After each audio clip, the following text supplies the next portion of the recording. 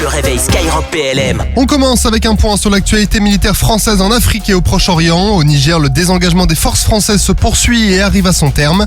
À l'heure actuelle, il reste moins de 100 militaires français sur la base aérienne de Niamey qui finalisent les opérations logistiques de désengagement vers la France. Et il ne reste plus de troupes combattantes, de véhicules blindés ni d'aéronefs de combat. Au Proche-Orient et plus précisément au Liban d'abord, une section de l'escadron de reconnaissance et d'intervention du contingent français de la Force Commander Reserve a été déployée dans la zone de responsabilité italienne. Une séquence qui a permis aux deux armées partenaires de partager leur savoir-faire opérationnel respectif en présentant notamment le matériel qu'ils utilisent au Liban. En Égypte, la structure hospitalière installée à bord du porte-hélicoptère amphibie d'Ixmude continue d'accueillir des patients blessés pendant le conflit dans la bande de Gaza. Les patients traités par le bâtiment de la Marine nationale sont des patients atteints de pathologies lourdes qui nécessitent des soins intensifs. Des équipes médicales belges, danoises poursuivent de mettre à profit leurs compétences pour soigner les blessés palestiniens avec les forces françaises. L'armée de l'air et de l'espace continue, elle, d'engager 8 rotations d'A400M pour acheminer du fret jusqu'à El Arish au profit des populations civiles de Gaza. Ces déploiements ont permis de transporter plus de 85 tonnes de fret humanitaire et du matériel médical.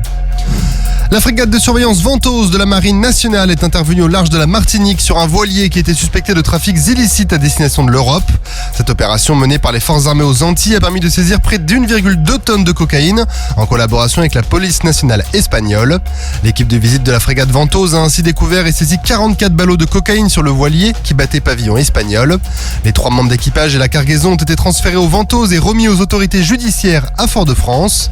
Cette 8e saisie des FA en 2023 porte son total à 11 tonnes de stupéfiants retirés des réseaux de distribution cette année et souligne l'engagement des forces françaises contre les trafics illicites dans la zone Caraïbe.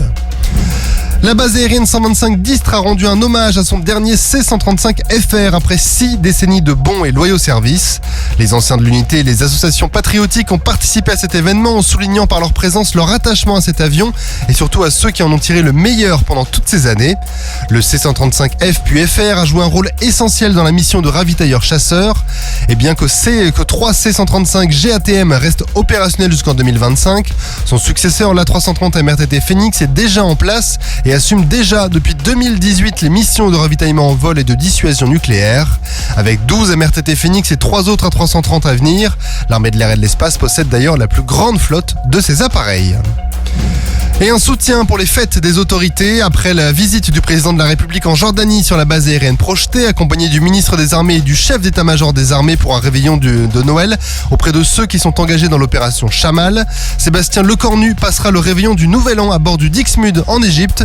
Il marquera ainsi l'attachement de la France aux soldats déployés toute l'année sur le territoire national ou loin de l'Hexagone pour assurer la sécurité des Français et veiller à ses intérêts partout dans le monde. Sur terre, sur mer, comme dans les airs. Skyrock PLM, en équipe avec Cuneo, la mutuelle des forces armées.